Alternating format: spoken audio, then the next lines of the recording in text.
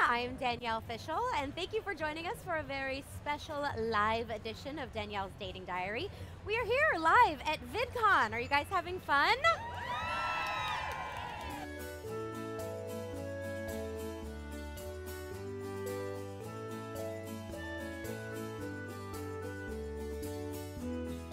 Did everyone get a chance to put a question in? Yes? Okay, good. Let me mix up my magic bowl. All right, let's see what this one says. Dear Danielle, if you're in love with a YouTuber, how can you get them to love you back? Wow, I've never been in love with a YouTuber. My number one rule about trying to fall in love with someone or have someone fall in love with you is to just be yourself.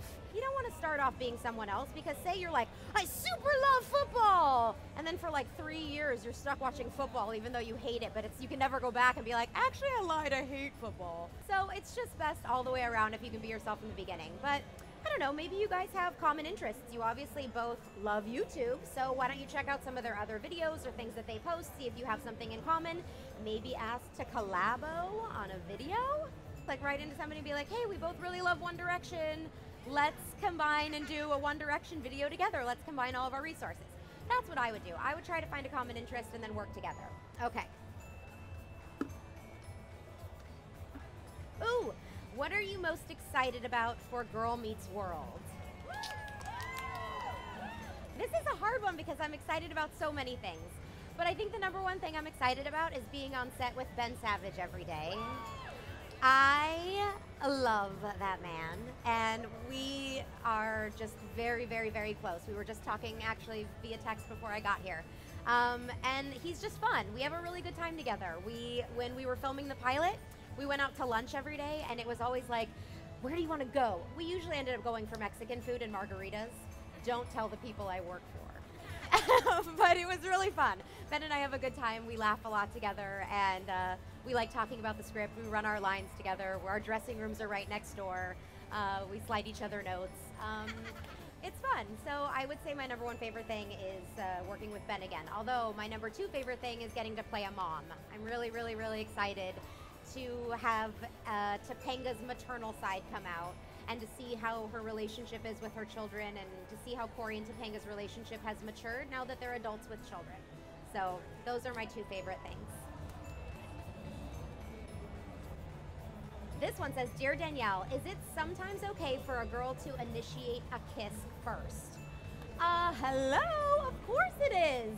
Not just sometimes okay, it's always okay for a girl to initiate first. Those old rules of like, don't be the first one to say I love you, don't be the first one to make the first kiss or to ask a guy out on a date. I don't think those rules really hold true anymore.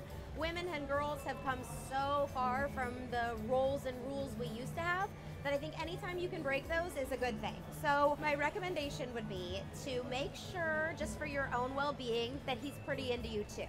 He's probably going to be giving you some signs. You know, if it's just a guy you've always been friends with, probably lunging at his mouth for a kiss is not the best way to go about it. But if you guys have been flirting, maybe gone on a couple of platonic dates, but you're picking up on some vibes, I think it's a good idea. Guys are really nervous.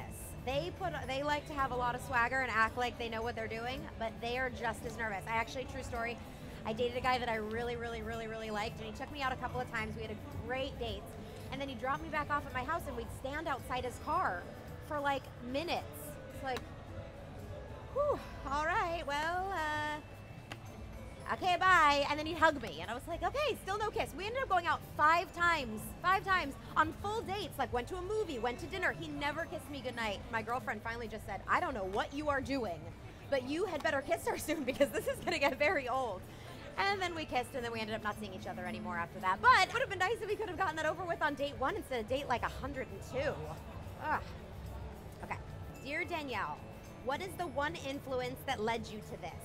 How do you think your life would be different?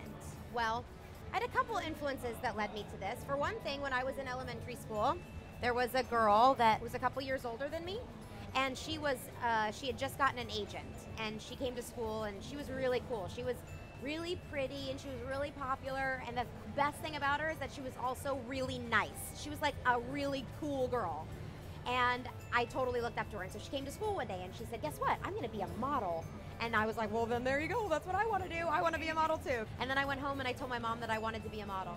And my mom very kindly said to me, Danielle, you have to be taller than 3.5 feet to be a model, which I didn't know at the time. I didn't know that you needed to be a tall person to be a model. So I was like, oh, all right, well, I guess that's not for me.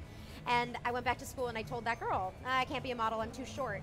She said, oh, well, my agent's also going to put me on TV. I don't think you need to be tall to be on TV. And I was like, cool, then that's what I'll do. How would my life be different? My life would be very, very different. Although no matter what it was I chose to do, I think my life would be just as full because I don't get my self-esteem from what I do.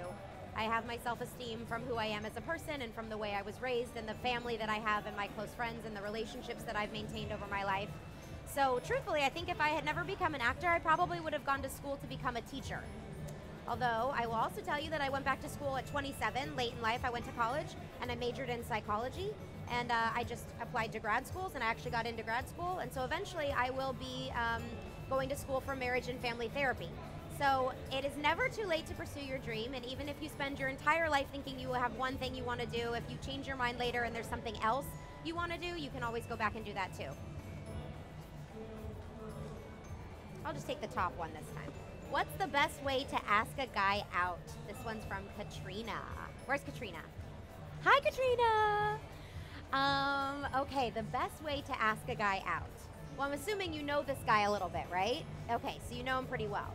You guys are friends? Okay, you guys are friends. Well, then what I would do is I would maybe arrange something that you think he would think is really fun, that the two of you would have fun doing together. And then instead of just kind of being like, hey, do you want to go out sometime, maybe present him with your already formulated plan. I'll tell you why I say that this is my advice for this, because I know that as a girl, when a guy asks me out, or when my fiance even asks me out, I like it when there's a full plan, and not just like a, hey, let's go do something sometime. Okay, well, what is you want to do? I don't know. You like go to dinner? Oh, yeah, dinner sounds great. Where? Oh, I don't know. What do you like to eat? Ugh, I'm already bored. I'm already over this conversation. Like, I was hungry 20 minutes ago. Now I'm not hungry anymore. That's what I would do. I would come up with a plan, something you know you guys are both going to have a good time doing, and then approach him with that plan. Does that work? Okay. All right. Dear Danielle, how do I tell my guy friend that I'm not interested in becoming boyfriend and girlfriend? Oh, this is a hard one.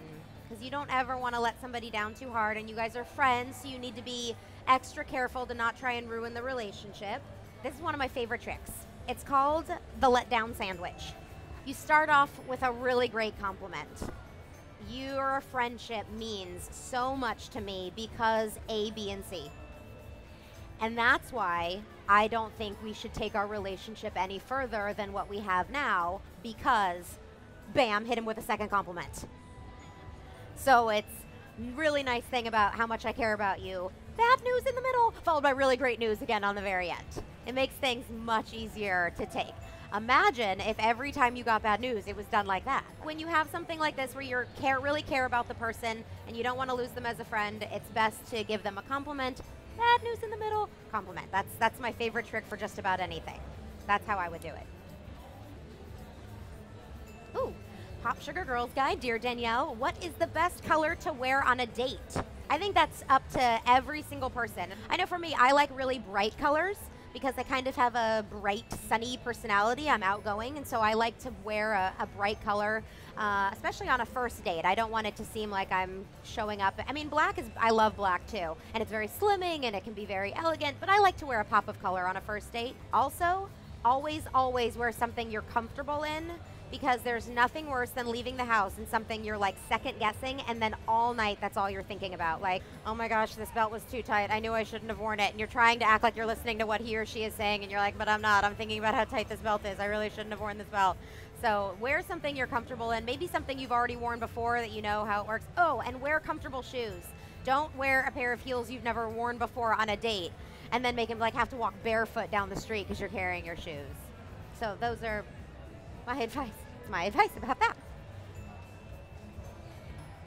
Dear Danielle, I like this boy and I feel like he likes me too because he pays more attention to me and is way nicer to me. What should I do? Well, if he's giving you more attention, he's probably flirting with you. So I'd flirt a little bit back, let him know that you're interested, maybe make some eye contact, more eye contact contact than normal. If you guys always only see each other in one area like school or at work, maybe try to see if he wants to hang out outside of that environment to see what he is acting like outside of that environment to see if it still sticks. Is he still flirting with you? Is he still being extra nice to you? And then the other way is you could always just come right out and ask him. Just say, you know, I noticed that you're really kind and you seem like you pay me a little bit more attention than you do other people.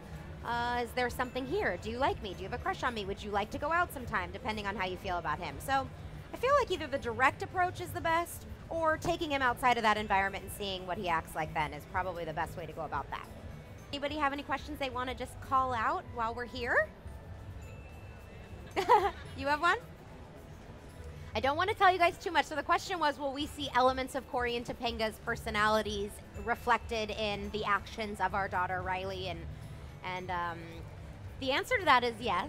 She will be definitely more like one of us than the other. And I don't want to tell you which one of us that is. I think the great thing about Cory and Topanga's relationships, one of the many things, was that they balanced each other out. And they were sometimes best when they trusted the other one's judgment. And I think that was the sign of a really strong staple in their relationship, that when they didn't know what to do, they could count on the other one to give them the advice that was going to make sense. And you will see that, I think, still in their relationship and the way they raise their kids. Thank you guys so much for tuning into this live edition of Danielle's Dating Diary. And don't forget to like this video, subscribe to Popsugar Girls Guide.